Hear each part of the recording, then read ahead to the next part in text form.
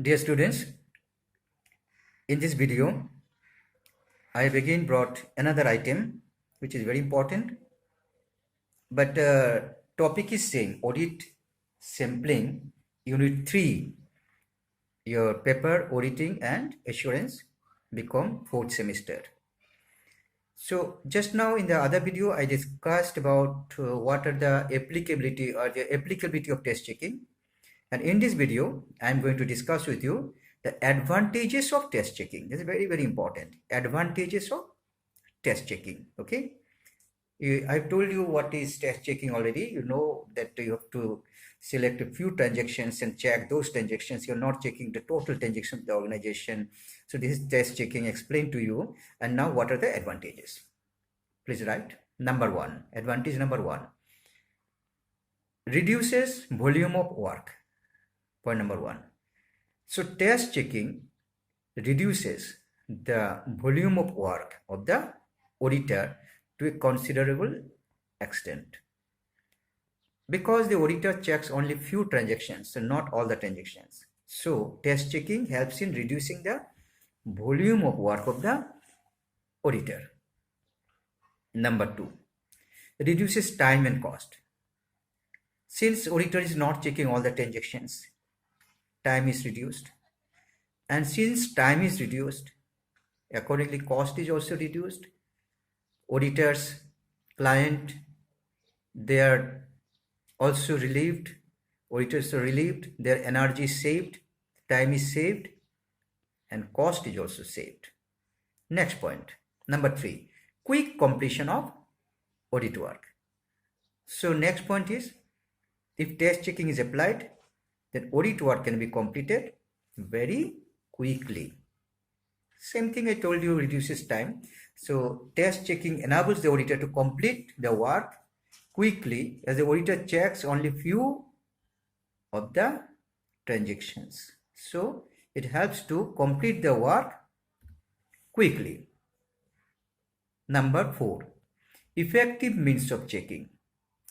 See, test checking can be effective if the auditor selects the transactions very carefully.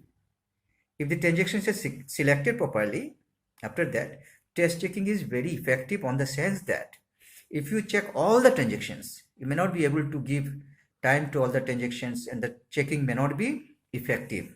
When you take few transactions, check them very, very carefully, effectively, very scientifically, you check those few transactions. So test checking is an effective means of checking, because you are checking few transactions, check very carefully, very nicely, in depth, so that you can get an idea about the organization, what the organization is doing, and what transactions they are passing, and whether there are errors and frauds and manipulations or not. And number five, scientific assessment of risk. Right, number five, scientific assessment of risk. So here, risk can be assessed very scientifically.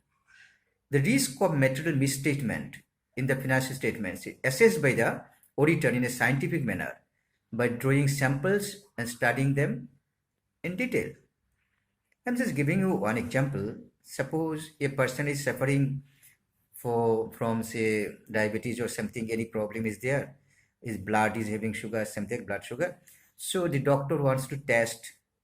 The doctor is not going to take total blood. Doctor will take a very, very small amount, sample of blood, and check there scientifically, and then make comment. This is an example of test checking. This is an example of sample checking, and make comment. So when the auditor takes very few transactions, a selected portion of the transactions, not the total transactions, and then the risk can be assessed. Very risk of what? Risk of material misstatement. Because in the financial statements, the accountant or the management or someone in the company may have done something, there's a misstatement, wrong statement, false information given in the accounting statements, which will misguide the users of accounting information, which will misguide the shareholders, investors, and other people, whoever uses the account. They will be misguided by the misstatement. So when the auditor takes a few transactions and check them very, very effectively, so the risk can be assessed, whether there is risk or not, that can be assessed very scientifically. And the next point is test checking serves as a guide, GUID, guide. Test checking serves as a guide for the auditor to arrive at the conclusion regarding true and fair view of the state of affairs of the business. All the same, test checking acts as a guide. So, the auditor, after auditing work is over, auditor gives a report, and in that report, auditor has to specifically write two things. He will write many things, but two things I'm telling here mainly. He will opine, he will give opinion whether balance sheet gives true and fair view of the financial position of the organization, and whether profit and loss or statement of profit and loss account gives true and fair view of the profitability.